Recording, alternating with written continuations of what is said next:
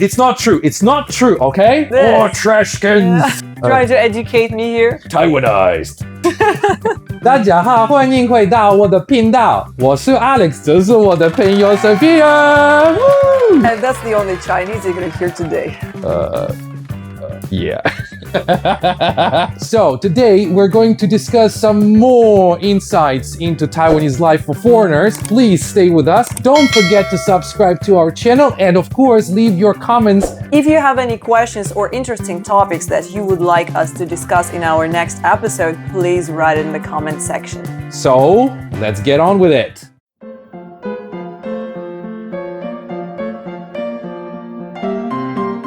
For me, honestly, it was the 垃圾分类. Okay. Yeah, that garbage sorting thing was very complicated, to be honest. I still think it's pretty complicated. I am obviously familiar with this concept, and Japan has it, numerous other countries have that as well. But in Taiwan, it seems to be very complicated. There's way too many different ways of sorting garbage, and sometimes I'm looking at it, I'm like, hey, what is this? Does it go into plastic or does it go into regular garbage? What am I gonna do with this? Yeah, there's this thing. It happens sometimes. Yeah. Right, so up until now, I'm not always sure what I'm doing, if I'm doing it right. But overall, I mean, I think it's a good thing. I mean, don't you think? I mean, like you basically just like, Taiwan educated you on the environmental issues. I know. I mean, I like the idea that it helps the environment, and I hope it does. And now, whenever I travel or go back to visit my family, I'm like, why is there only one trash can? What am I gonna do with this? I need more. I need more. Yeah, where am I putting this? More trash cans. Yeah, so I think it's a good thing. Now I'm relatively used to it. Now she's still mixing plastic with glass sometimes. Oh no plastic. Sorry. Styrofoam, the one that you use for packaging. I'm also sometimes confused about it, but she does. She still Where does. does styrofoam go? Technically, good question. You trying to educate me here? I mean, correct me if I'm wrong in the comment section, but I think it depends specifically on the community or place where you collect the trash. Like, for example, in my community, it is okay to throw away glass with the styrofoam packaging, like from ice cream, like food containers. They are okay if I throw it in the same basket. Now I think about it, it's actually...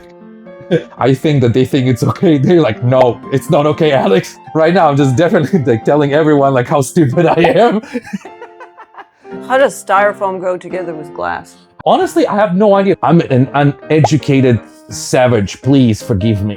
Please explain that to us. Please explain it to me. Educate me, people. I don't know what I'm talking about. I'll shut up now. All right. What about you? What I think for me, it's more of like cultural shock. I think it happens to many foreigners coming to Taiwan because you come to this country expecting sort of one lifestyle, but when you start living here, you realize that, oh no, people live completely different here. And that's where the culture shock actually starts. It's not when you learn the ropes, when you see things and you're like, wow, Taipei 101, wow, Chiang Kai-shek Memorial Hall, all these kind of stuff, right? Okay, for example, don't get me wrong. For example, people walking on the same road with cars. Like, you drive a car or like you sit in the car, kind of go slow because there is somebody walking on the road, despite the fact that there is a pedestrian walk next to it. Not everywhere. Not everywhere. No, not everywhere. I'm not saying that it's everywhere, but for me, it was kind of a little bit annoying because there is a pedestrian walk there, but people still choose to walk on the road with cars and scooters. I do that. I don't drive. I walk in the road. I'll, to be honest, I do that too now, and actually do that pretty often, actually. Okay. So I can't blame people. I mean, as you can see, unless you're driving. I have been Taiwanized. In the beginning, it was kind of like shocking and kind of like, why are you doing this? Is wrong, But later on, I realized that it's just part of the culture, mentality, like Taiwan, Taipei specifically, has very tiny streets sometimes where you can't have a pedestrian walk, right? And funny thing is that everybody else is also prepared for it. So nobody's kind of getting worked up about it. So that's the thing that seemed a bit weird, but turned out to be absolutely fine to me. To me, that was absolutely fine because I lived in Vietnam before, and I mean, I have way more experience of walking across a very noisy street, very busy street. I can imagine. Looking into my phone instead of looking left and right, not to be run over by a bike. I'm still worried about that. I still can't cross the street without, looking left and right. I'm still worried about that. I mean, I do look left and right here and there just to make sure I'm all right, but generally, looking at the traffic light can't run you over. Yeah, it can, but other things can. I think what I said just contradicted what I was saying before. Never mind. We'll keep this. I mean, I actually noticed that there are people who cross the street and don't even look away from their phone. They just like... I think whoever runs me over will get into more trouble than I do. So. It's true. That's true. Actually, this is true. You are absolutely 100% right, because Taiwanese laws, they're specifically designed to protect the pedestrians. So like, even if the pedestrians, I'm not saying always, but there are situations where pedestrians, even though doing something not right, let's put it this way, right? If they get into trouble with the car is still gonna get in more trouble compared to the pedestrian. So in a way, yes, maybe that's the reason why people are more relaxed walking on the side of the road, crossing the street with their head in their phone. So, no judgment. I don't judge. I'm already used to it. I do the same thing. Don't get me wrong. Being Taiwanized. Ooh, Taiwan. All right. That was interesting. Thank you. Thank you. All right.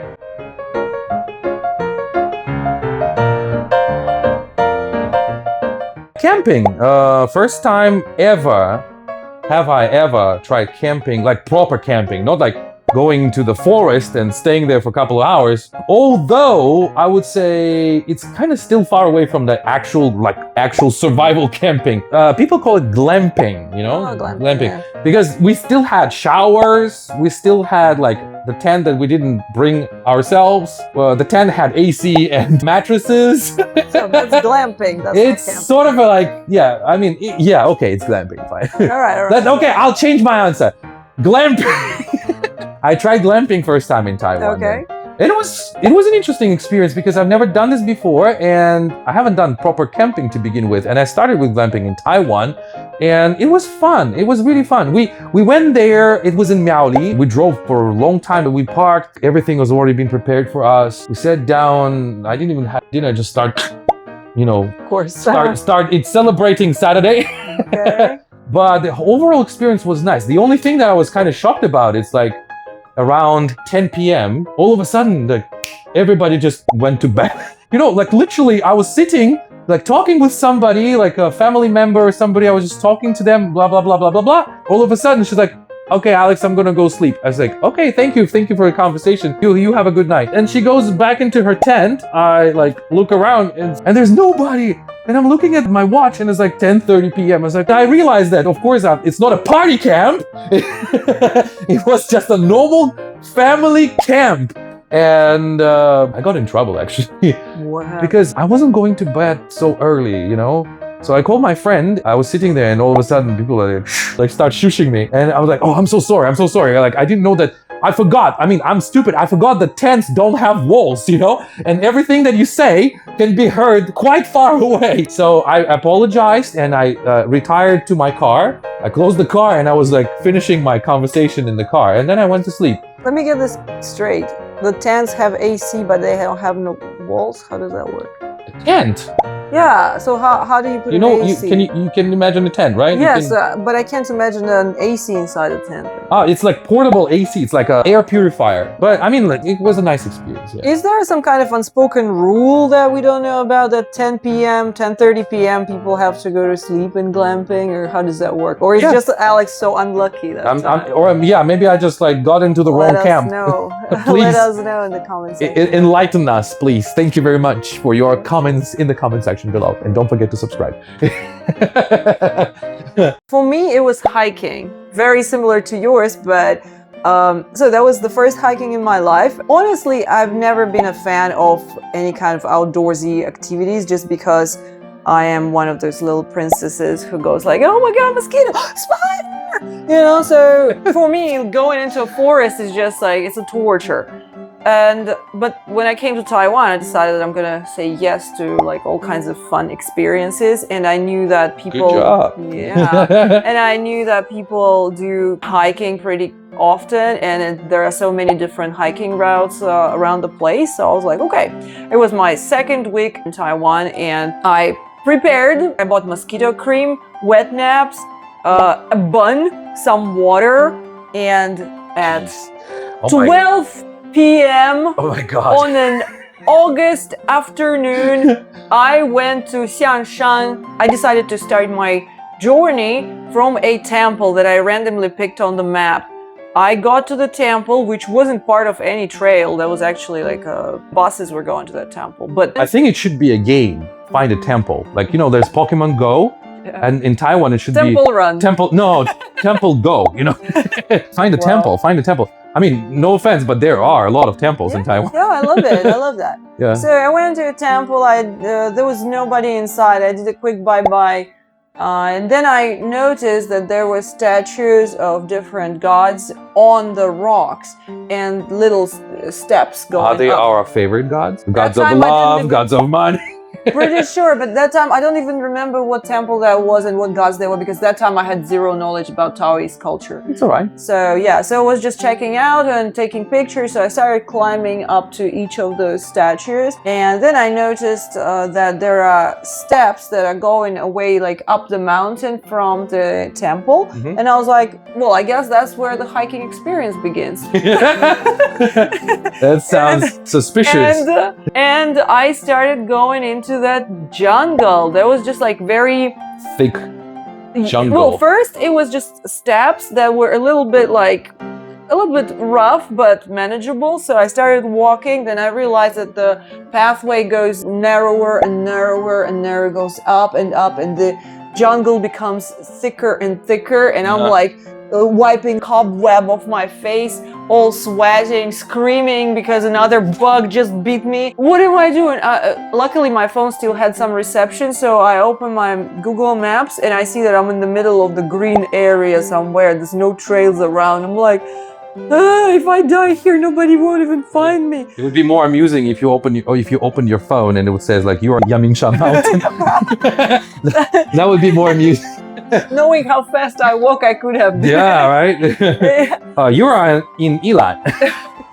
Right.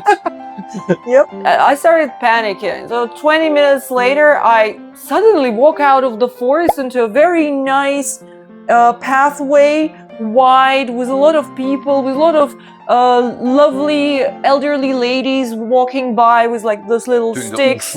And that too, I guess. And I looked like some kind of animal that just climbed out of the forest, like the Bigfoot, the Sasquatch, the foreign Sasquatch landed. The snowman, I don't know, whatever you want to call me. And I'm like, oh, so this is hiking. All right. Yeah, I mean, like since then I went on many hikes on Yangmingshan, the Xiangshan, also somewhere in I think Baguashan.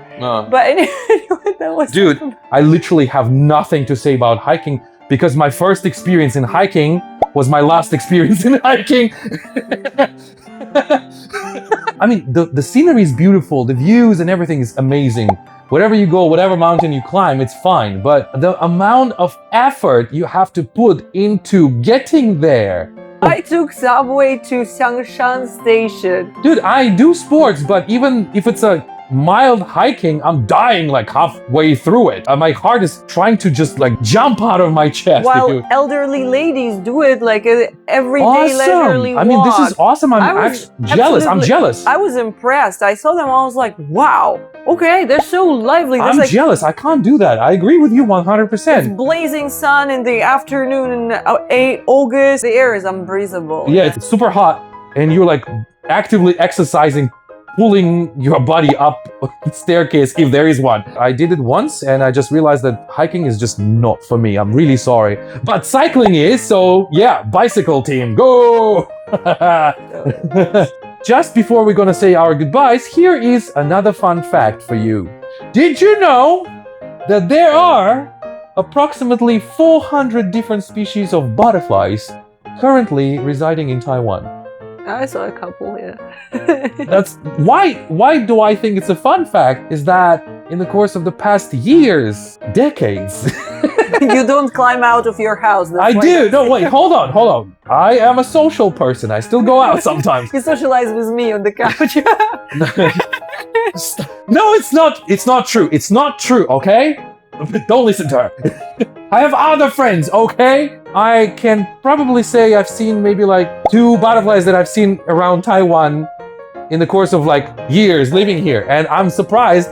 Where are they? Those 400 species of butterflies, where are they at? Open your eyes next time you go. I mean, are you okay with insects though? No, I just told you. Spiders? I'm gonna faint if I see a spider. I scream Even when I like see a spider. how big the spider should be to make you. It doesn't matter. It has too many legs. No, all insects are disgusting. I find them incredibly disgusting. And the thing is that I don't want to kill them because I just don't want to kill anybody. Because you're what? That too, yes. You're Buddhist. You're Buddhist by nature. No, I don't want to kill any living being, but I scream like. I heard that. You didn't. I heard that. The jumping spiders are fun. Any kind of spiders are not. The jumping spiders are cute. I can't even think of it. I'm imagining one now and I'm like, oh. I mean, they're so tiny. They're like you can put them on the tip of your pinky and squish it. Monster. I don't want to be friends anymore. Bye. Thank you guys very much for watching. I hope our conversations with Sophia entertained you enough today. Sophia, do you have anything to say? We are really thankful for all your support and all your comments.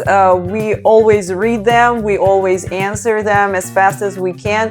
If you have other questions that you would like us to discuss, please write them in the comment section below. Lots of love. Thank you, Sophia, for being in the episode with me yet again. I hope to see you in the next one. Thank you very much. Alright guys, thank you very much again. Don't forget to subscribe. Your subscription means everything to us. Take care of yourself. Have a good one. Bye-bye.